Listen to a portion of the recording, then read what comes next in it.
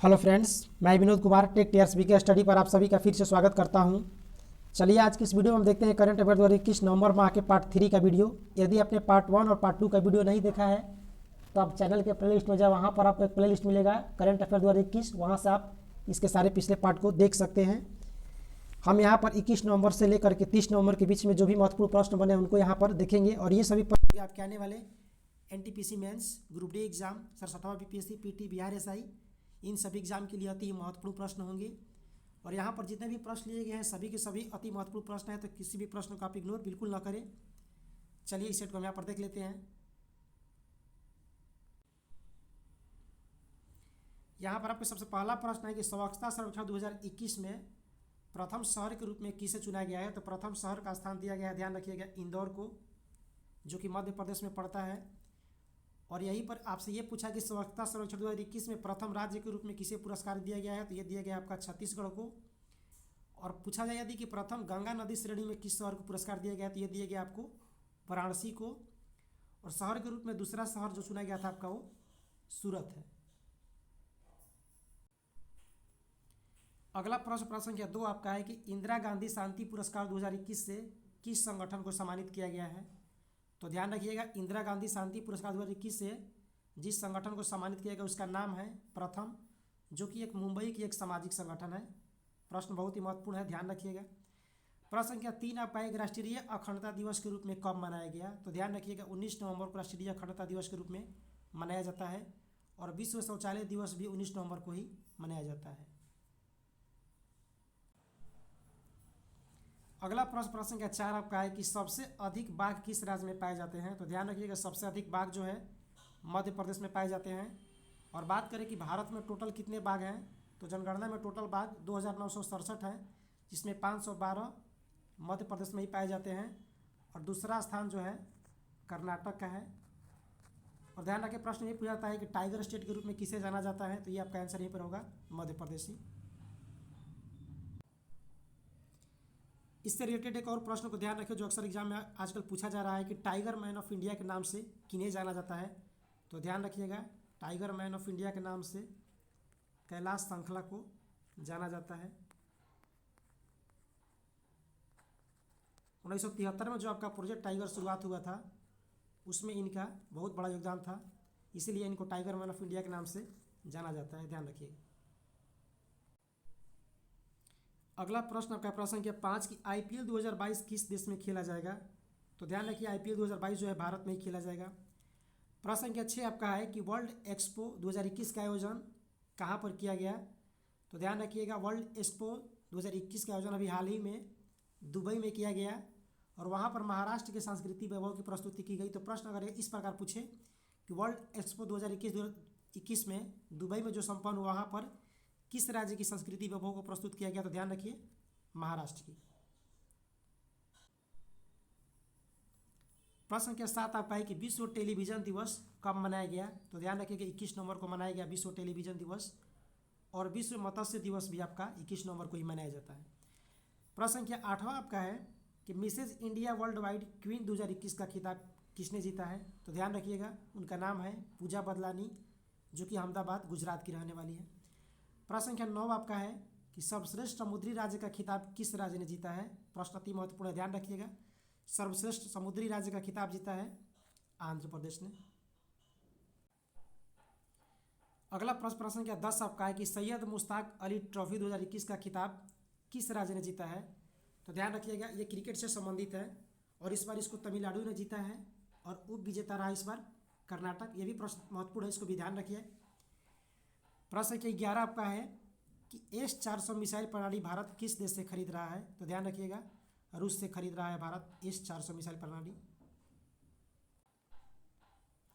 अगला प्रश्न संख्या 12 आपका है कि भारत की पहली एंटी रेडिएशन मिसाइल का नाम क्या है। ध्यान रखिएगा एंटी रेडिएशन मिसाइल, इसका नाम है रुद्रम। अगला प्रश्न आपका प्रश्न संख्या 13 है कि तेजस्विनी और हौसला योजना की शुरुआत किस संस्था ने की है। तो ध्यान रखिएगा जम्मू एंड कश्मीर बैंक ने शुरुआत किया है तेजस्विनी और हौसला योजना। और इसका शुभारंभ जो किया वित्त मंत्री निर्मला सीतारमण जी ने किया है। इसके अंतर्गत 18 से 35 वर्ष की उम्र की लड़कियों को 5 लाख रुपया दिया जाएगा अपना स्वरोजगार स्टार्ट करने के लिए। प्रश्न संख्या 14 आपका है कि टूरिस्ट को बढ़ावा देने के लिए हाल ही में कौन सी ट्रेनें चलाई गई, ध्यान रखिएगा। तो टूरिस्ट को बढ़ावा देने के लिए हाल ही में जो ट्रेन चलाई गई उसका नाम है भारत गौरव ट्रेन। अगला प्रश्न संख्या 15 आपका है कि 5वां पूर्वी एशिया शिखर सम्मेलन का आयोजन कहाँ पर किया गया। तो ध्यान रखिएगा 5वां पूर्वी एशिया शिखर सम्मेलन का आयोजन हाल ही में कोलकाता में किया गया है।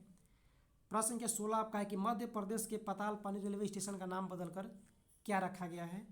तो मध्य प्रदेश का पातालपानी रेलवे स्टेशन का नाम बदलकर हाल ही में तात्या मामा रेलवे स्टेशन कर दिया गया है। प्रश्न संख्या 17 आपका है कि हाल ही में बूंदी उत्सव का आयोजन कहाँ पर किया गया। तो ध्यान रखिएगा बूंदी उत्सव जो है ये राजस्थान में इसका आयोजन किया गया। प्रश्न संख्या 18 आपका है कि भारत का सर्वश्रेष्ठ समुद्री जिला किसे घोषित किया गया है। तो ध्यान रखिएगा समुद्री जिला की बात कर रहा है, इसे घोषित किया गया है ये जो है बालासोर है, जो कि उड़ीसा का एक जिला है।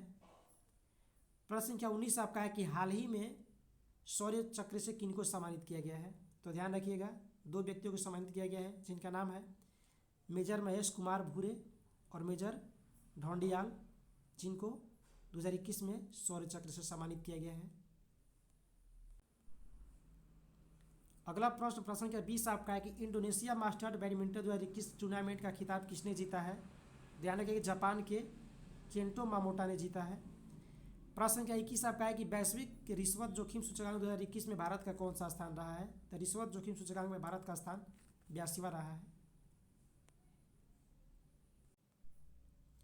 अगला प्रश्न संख्या 22 अति महत्वपूर्ण है कि हाल ही में कैप्टन अभिनंदन वर्धमान को किस सम्मान से सम्मानित किया गया है। तो ध्यान रखिएगा इनको वीर चक्र से सम्मानित किया गया है। प्रश्न संख्या 23 आपका है कि झोंगजिंग 1D संचार उपग्रह को हाल ही में किस देश ने लॉन्च किया है। चीन ने लॉन्च किया है। प्रश्न संख्या 24 आपका है कि गोवा में आयोजित 52वां भारतीय अंतर्राष्ट्रीय फिल्म महोत्सव में गोल्डन पीकॉक पुरस्कार से किस फिल्म को सम्मानित किया गया है। तो ध्यान रखिए उस फिल्म का नाम है रिंग वाटरिंग, जो कि एक जापानी फिल्म है। प्रश्न संख्या 25 आपका है कि चेक गणराज्य के हाल ही में प्रधानमंत्री कौन बने हैं। तो चेक गणराज्य के भी हाल ही में प्रधानमंत्री बने हैं पेट्र फियाला, और ध्यान रखिए इसकी राजधानी है प्राग। अगला प्रश्न आपका है प्रश्न संख्या 26 की कोलंबो सुरक्षा में कौन कौन देश शामिल है। तो ध्यान रखिएगा कोलंबो सुरक्षा में भारत, श्रीलंका और मालदीव शामिल है। और जो दोस्ती सैन्य अभ्यास अभी हाल ही में संपन्न हुआ है ये भी भारत, श्रीलंका और मालदीव में से ही संबंधित है। अगला प्रश्न आपका है कि इंग्लिश चैनल किन 2 देशों के बीच में है। तो ध्यान रखिएगा हाल ही के दिनों में ये इंग्लिश चैनल बहुत चर्चा में रहा, वहाँ पर 27 लोग एक जहाज से डूब गए, तो इसलिए प्रश्न यहाँ से बन सकता है। तो ध्यान रखिए फ्रांस और ब्रिटेन से संबंधित है इंग्लिश चैनल। प्रश्न संख्या 27 आपका है कि फॉरेस्ट मैन के नाम से किनको जाना जाता है। तो ध्यान रखिएगा श्री यादव मोलाई पायक, जो कि असम के रहने वाले हैं, इनको फॉरेस्ट मैन ऑफ इंडिया के नाम से जाना जाता है। और जबकि टाइगर मैन ऑफ इंडिया के नाम से जाना जाता है कैलाश श्रृंखला को। प्रश्न संख्या 28 आपका है कि राष्ट्रीय अंगदान दिवस कब मनाया गया है। तो ध्यान रखिए 27 नवंबर को राष्ट्रीय अंगदान दिवस मनाया जाता है। प्रश्न संख्या 29 आपका है कि चेरी ब्लॉसम फेस्टिवल का आयोजन हाल ही में कहाँ पर संपन्न हुआ है। तो ध्यान रखिएगा ये प्रत्येक साल शिलोंग मेघालय में मनाया जाता है चेरी ब्लॉसम फेस्टिवल। प्रश्न संख्या 30 आपका एक राष्ट्रीय दुग्ध दिवस कब मनाया गया। तो ध्यान रखिए राष्ट्रीय दुग्ध दिवस जो है आपका 26 नवंबर को मनाया गया, और डॉक्टर वर्गीज कुरियन का ये 100वां जयंती था 2021 में, और इन्हीं की जयंती के रूप में मनाया जाता है। और ध्यान रखिएगा कि 26 नवंबर को संविधान दिवस या कानून दिवस भी मनाया जाता है, क्योंकि इसी दिन हमारा संविधान जो है लागू हुआ था। जबकि पूर्ण रूप से आपसे पूछे कि पूर्ण रूप से हमारा संविधान कब लागू हुआ था, तो आपका 26 जनवरी 1950 को। अगला प्रश्न संख्या 31 आपका है कि नीति आयोग ने हाल ही में पहला बहुआमी गरीबी सूचकांक जारी किया, इसके अनुसार भारत का सबसे गरीब राज्य कौन सा है। तो ध्यान रखिए इस अनुसार सबसे भारत का गरीब राज्य बिहार है, दूसरा गरीबी में झारखंड है और तीसरा उत्तर प्रदेश है। और बात करें कि सबसे कम गरीबी में कौन कौन है, तो सबसे कम गरीबी में है केरल, उसके बाद गोवा और उसके बाद सिक्किम। अगला प्रश्न संख्या 32 आपका है कि बिहार के कर्नल संतोष बाबू को कौन से सम्मान से सम्मानित किया गया है। तो ध्यान रखिएगा कर्नल संतोष बाबू को महावीर चक्र से सम्मानित किया गया है, जो कि भारत और पाकिस्तान के बॉर्डर पर जो वहाँ पर चीन में भारत और चीन के बीच में झड़प हुआ था, वहाँ पर ये शहीद हो गए थे, तो उनको इस बार महावीर चक्र से सम्मानित किया गया है। अगला प्रश्न संख्या 33 आपका है कि मिराज 2000 लड़ाकू विमान भारत ने किस देश से खरीदा है? तो ध्यान रखिएगा, फ्रांस से खरीदा है। प्रश्न संख्या 34 आपका है कि बैलिस्टिक मिसाइल शाहीन 1A का सफल परीक्षण हाल ही में किस देश ने किया है? तो ध्यान रखिएगा, शाहीन 1A का परीक्षण हाल ही में पाकिस्तान ने किया है। अगला प्रश्न संख्या 35 आपका है कि कुद्रेमुख नेशनल पार्क भारत के किस राज्य में है? तो ध्यान रखिएगा, ये कर्नाटक में पड़ता है और कुद्रेमुख जो है एक लौह अयस्क का खनन मतलब केंद्र भी है, तो यहाँ से भी प्रश्न पूछता है। और ध्यान रखिएगा कि अभी इस बार है कुद्रेमुख नेशनल पार्क में 16 उत्सव का आयोजन किया गया है। तो डायरेक्ट प्रश्न भी पूछ सकता है कि किस नेशनल पार्क में 16 उत्सव का आयोजन किया गया? तो कुद्रेमुख नेशनल पार्क में, जो कि आपका पड़ता है कर्नाटक में। प्रश्न संख्या 36 आपका है कि स्वीडन की पहली महिला प्रधानमंत्री कौन बनी? तो ध्यान रखिएगा, मैगडेलेना एंडरसन बनी है स्वीडन की पहली महिला प्रधानमंत्री। हालांकि इन्होंने 12 घंटे के बाद ही अपने पद से इस्तीफा दे दिया। अगला प्रश्न संख्या 37 आपका है कि वर्ल्ड एक्सपो 2021 का आयोजन कहाँ पर किया जाएगा हुआ? तो ध्यान रखिए, दुबई में। प्रश्न संख्या 38 आपका है कि भारत का पहला वन्य जीव डीएनए परीक्षण विश्लेषण प्रयोगशाला का उद्घाटन कहाँ पर किया गया है? ध्यान रखिएगा, भारत का पहला वन्य जीव डीएनए परीक्षण विश्लेषण प्रयोगशाला नागपुर महाराष्ट्र में खोला गया है। अगला प्रश्न संख्या 39 आपका है कि हाल ही में अरुणाचल प्रदेश के ब्रांड एम्बेसडर के रूप में किनको चुना गया? तो ध्यान रखिएगा, फिल्म अभिनेता संजय दत्त को चुना गया है अरुणाचल प्रदेश के ब्रांड एम्बेसडर के रूप में।